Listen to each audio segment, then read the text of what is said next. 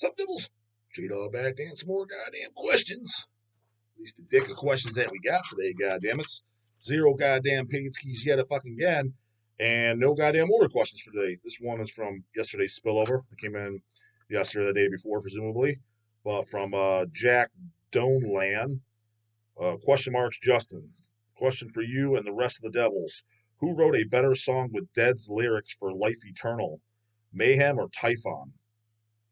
I mean, Mayhem without a doubt, Rob. Right? And first off, how do you know those are for sure Dead's lyrics? Did Dead write the lyrics to that for sure, or did I mean, I know he obviously sang on the versions of like Live in Leipzig and shit, um, but I didn't realize if he wrote the lyrics or not. And why would yeah, I mean, Typhon is I'm trying to even think. Did I even listen to that goddamn silly ass pointless black metal band? Maybe it's fine. I remember we had in stock Picture This that were I'm almost positive it was Picture This that were assigned by the two guys. That's how they were selling them. Who these fucking guys think they are? Fucking goddamn Kronos, Abaddon, and Mantis. Fucking pre-selling records signed like somebody really wants their goddamn signature. It's kind of just that's a little goddamn cringe, homeboy. Um, yeah, it's different if Venom was doing or Cannibal or King Diamond did it. People actually want their goddamn autographs. Hyphon, who? Shout out Leon, Alex, Sabina, and the guys in New York's own Flesh Mass. Who?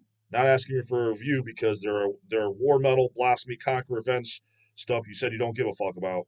I mean, you kind of just said it yourself. I mean, why not just listen to blasphemy, conquer, revenge if it just sounds just like that?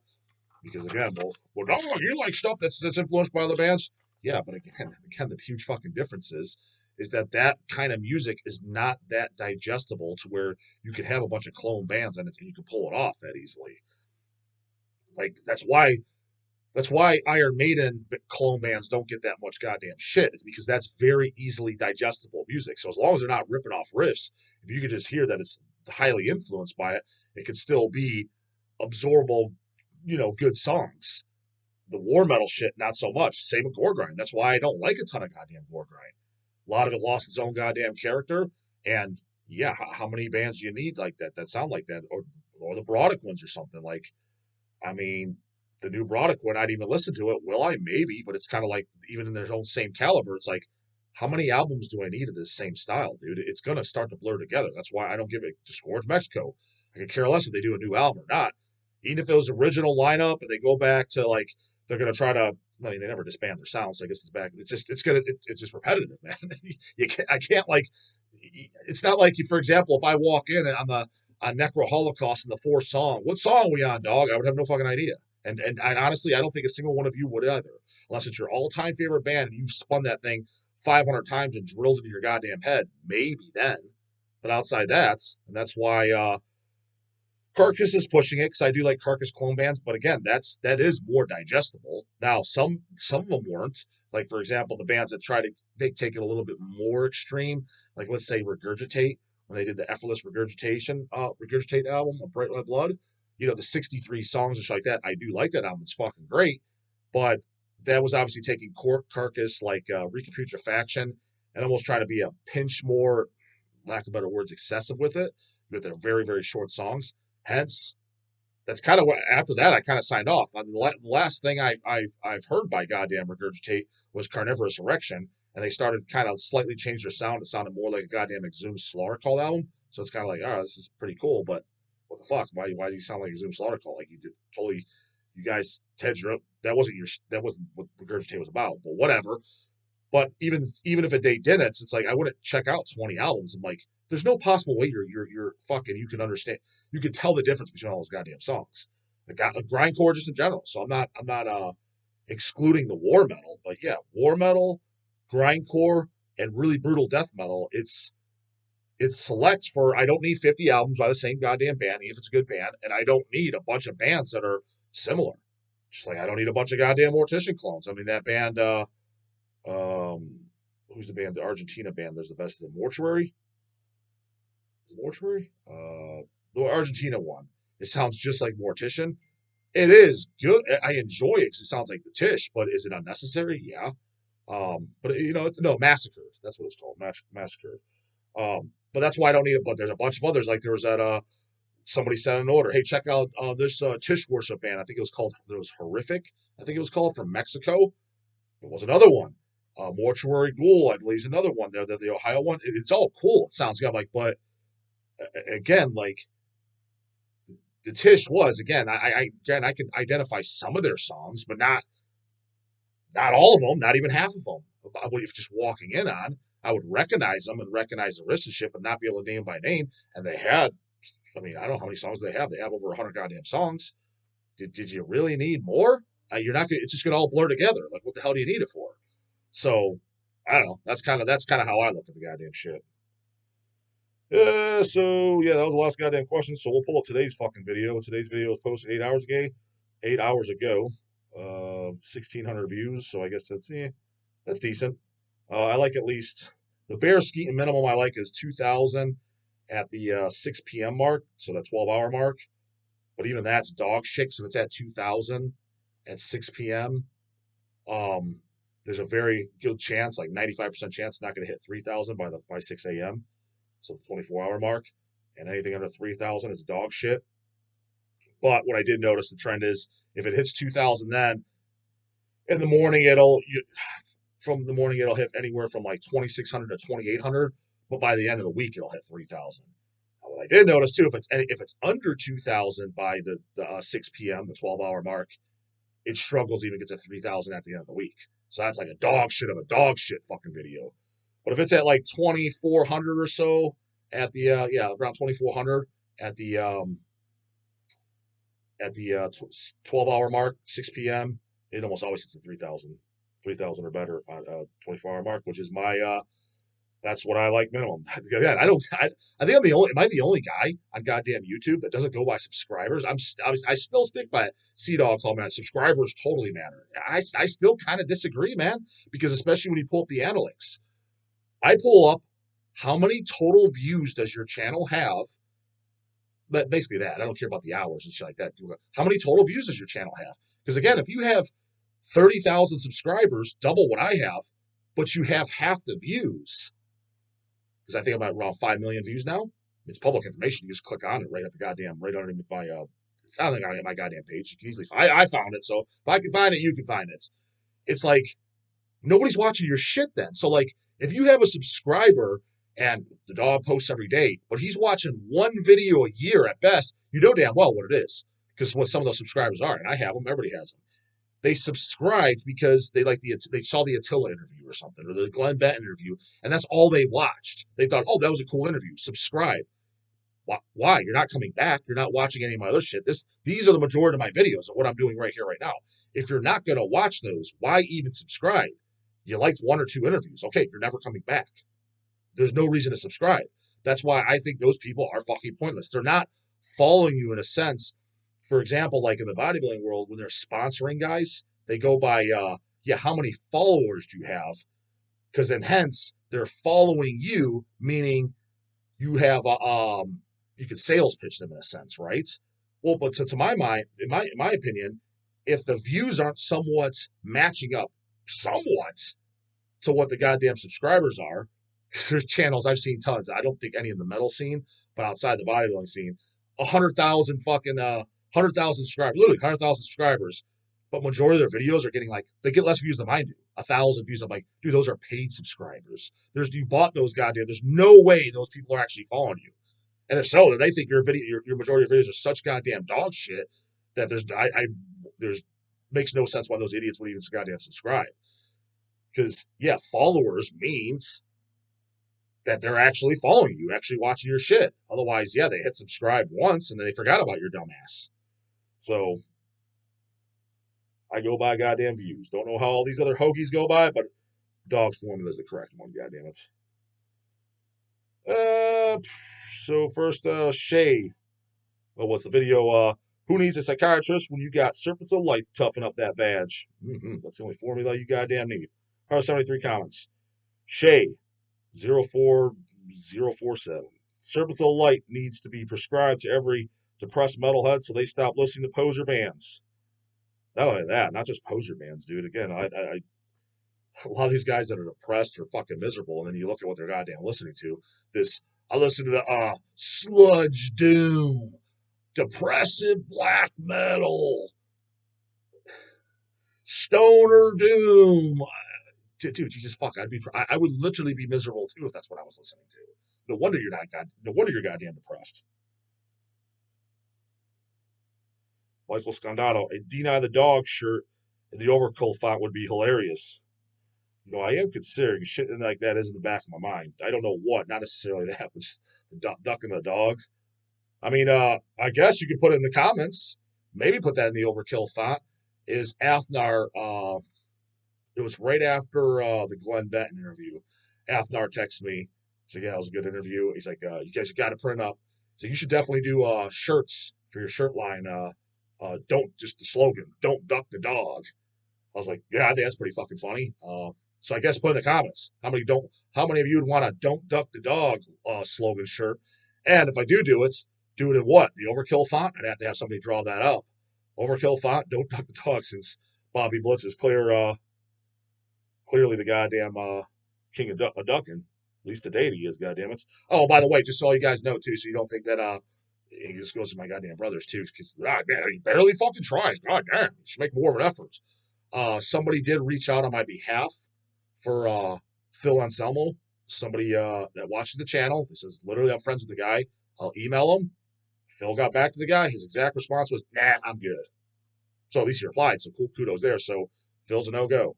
So and he told him, "Yeah, Milwaukee Metal Fest. Do you want this guy to interview?" That was his exact reply. Copy and paste, unless the guy's making it up, which I don't know why the fuck he would. Shout out to you. I forget who the guy's name is. They asked. Phil's reply was, "Nah, I'm good." Cool. I mean, that's fine. I'm not losing sleep. I'm not pissed or anything. It would have been a hell of a goddamn interview. Get 100,000 fucking views. But I don't care either way. I'm fine. But I'm just saying, so you know, like, oh, he's not even trying. He doesn't ask. Yes, it did. And I'll give Philly this. At least I got a fucking answer out of that guy. More than goddamn Gallagher gave. That's for goddamn sure.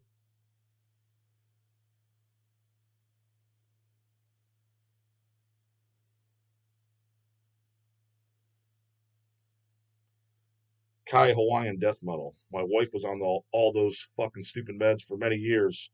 She quit them 9 months ago. Hasn't had a problem since. Which stupid fucking meds you talking about? You talking about goddamn like antidepressants and shit? Yeah, they could definitely be goddamn problematic. That's for goddamn sure. And again, like I understand, I'm not going to say nobody because there is genetic outliers, but I would say vast majority of people that are on depression medication or anything for mental is you don't need it, dude. Is your life sucks is what it is. And I know it sounds fucked up. But what I mean by is like go and do something, be productive. Go get a job, get a fucking second job. Busy is what keeps the fucking deep darkies away. I'm telling you that right now. Every single person that I ever fucking met that's depressed, they have a shitload of time on their hands. Shitload of time. And I hate to break it to you too, brah. If all you do is work 40 hours a week, you ain't busy. What do you mean? Saturdays and Sundays off? Fucking goddamn, you got the evenings off? Fucking oh, dude, that's a cakewalk. I could do that in fucking my goddamn sleep. I remember back in the goddamn day when the dog was working two jobs. This is at 17 years old. I was working BK, I was working Pizza Hut, plus going to goddamn school. No joke. That's literally what I did. I just told this goddamn story. And we were doing hells during this time. Granted, we were just starting up, but it was kind of a hobby. We were just pumping money into it. Hence why I was working two jobs, is to have money for collection, saving money still, and pumping it into starting Hell's Headbangers, me, Easy, and Sea Dog. Because I remember when we were doing like we were placing orders with like Cyclone Empire. It was all wholesales. This was like shit before we even did the Spawn of Satan CD. So everything we were wholesaling. I think we even wholesaled from Relapse a couple times, Merciless Records. Anyways, it'd be like, okay, we put in like a $1,200 order. And it was like, okay, I need $400 from you. Easy E, $400. Sea Dog, $400. This is a teenager, keep in mind. So to get the stock going, that's what we do. So I remember, yeah, I was working at Pizza Hut and BK, two jobs. And what I did is I scheduled the goddamn days. I told him, I told BK, I'm going to work 8 to 4 Saturdays and Sundays. That way I'm off. Pizza Hut, since it's an evening place, they don't have breakfast. I'm going to start at 5 at midnight, 5 to close on goddamn Saturdays and Sundays. So that way I just had an hour off, eat again, and then start right back up. So I literally worked on Saturdays and Sundays from 8 in the morning, 8 a.m. till I think they closed at think they close at 11. You got out there about midnight, so you figure 8 to midnight, 1 hour off. Do the goddamn whatever that fucking math is. Shitload of hours. That's for goddamn sure.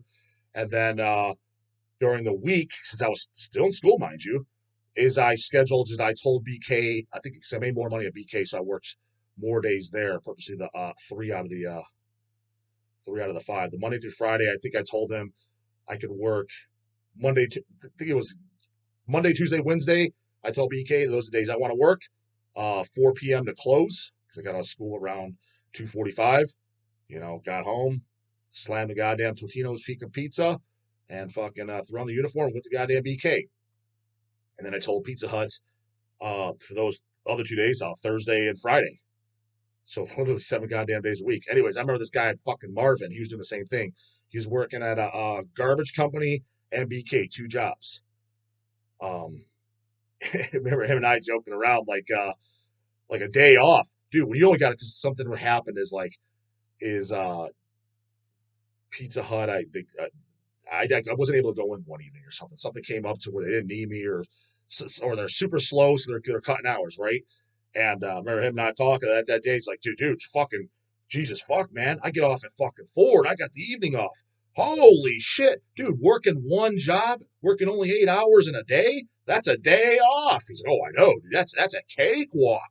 All you got to do is one job and go home. You got an evening off, pick up the feet, eat some dinner, get to bed early. He's like, that's an easy day. Great. That's cakewalk. So I love these goddamn hoagies. So hence, I never had the depression. What are you talking about, dude? Never had time to be depressed. Now, am I doing that shit to this day? To be honest, I kind of am in a sense, just not working for someone else. Between hells, going to the gym, you know, getting my all my meals and shit ready, everything the day before, replying to emails in the evening and stuff. Like, I go to bed and I do it all over again. Like, I'm busy from the minute I wake up to the minute I go to bed. I'm doing something. I'm not just sitting there watching dumbass Netflix or something. That's very, very fucking rare. And if I do, that's just because that's spending some time with the goddamn wife type of deal. And it's, we're eating dinner or something. That's it. And that's why you're depressed, is because you're sitting there, you're just sitting around rotting away. Uh, us as a species, we're meant to be moving around, doing things, feel productive. Hence why even in the goddamn prison system, the guys that do the best, from what I heard, I've never been in a goddamn prison, nor do I want to keep that goddamn way. But from what I heard, is that the people that do the fucking best, the most positive attitude, and that stay mentally the best, is the guys that go to the gym, that work out. Makes sense. They have a fucking purpose. They're not just rotting away in their goddamn cell. Stay productive. You weren't meant to just sit there and just cry by a river and just look at Instagirl all day and rot away. That's why you're depressed. I'm telling you, that's fucking why. Get a job. Have a job. Get a second one. That shit will all go away. Guaranteed. Go away. Just hire Dr. Dawg. He'll have you goddamn fixed in no time, med free, goddamn it. That nog will be working just goddamn fine. Oh, look, I wish the dog would be my psychiatrist. Yeah, I just told you what I goddamn do. So you better have a goddamn work ethic and be able to put some elbow grease in, homeboy. I just told you my formula. Works every time. Here's another fucking weirdo that's obsessed with me. I see it's got my face as a goddamn his user ID, and his title is Justin's Morning Glory, Rover's Morning Glory.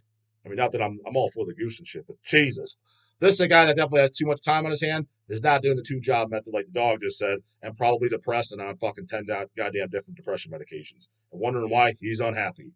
He's got all this time on your hands, dude. Jesus fuck. You think I'm this important in the world that you're making a goddamn user ID and channel just just a goddamn YouTube subscription just based off me? You really think I'm that important, man? I'm really not. Not in any scenario. Not in the metal scene. Not in anything, dude.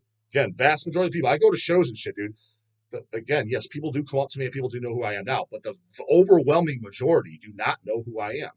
The last show I was just at, it was the Overkill King Diamond. Dude, I think I had 3 people come up to me and ask for a photo and say, "Hey, what's up?" That type of shit. Outside the people that I know, the friends, the Mike Hughes, the goddamn Paul Gorfians, the people I know. Outside that, like strangers coming up to me for the channel, I think 3 people came up to me. It was probably 1,000 people there. It was packed to the goddamn gills. What I'm getting at, none of the people knew who I am. It's not because they were shy. Let's throw in another 3 knew who I am, and maybe they A, didn't see me, or they're shy boy, shy girls, they don't want to say hi. Let's just say that. So 6 people out of 1,000 there that aren't friends or acquaintances I already know. That's how many people knew me, and that's a metal show, right? I mean, Overkill, goddamn King Diamond, right? Granted, I understand that attracts a lot of posers, but that's how many people don't know me. You do realize I'm not that fucking relevant. So when you're making these goddamn channels and these sponge dogs, dude, relevant guys are Corpse Grinder, even Chris Barnes. I mean, like people that the names that you could shout out that pretty much everyone would consider you a poser in the metal scene if you don't know. King Diamond, Kronos, certain names you could just shout out. Tom Araya, those are somebody's. J-Dog, who? And I'm well aware of that. That's why I get a kick out of it. I was like, dude, I'm a fucking zero. You do realize that, right? Like, it's, well, let's just see what this guy say. First guy needs to spend his mornings with Rover to get some radio entertainment in his life. Tune in, brah. Yeah, so that was his goddamn comment. So, anyways, whatever. No wonder you guys are depressed. Come switch shirt, you know what to do. But the guy not scared till mid-morning. And goddamn, it's been paid ski droughts. So get them in. Ask Mama how to do it. It's in the description box, homeboy. A fucking goddamn Forrest Gump. You can figure it out. But again, ask Mama for help. Later, goddamn it.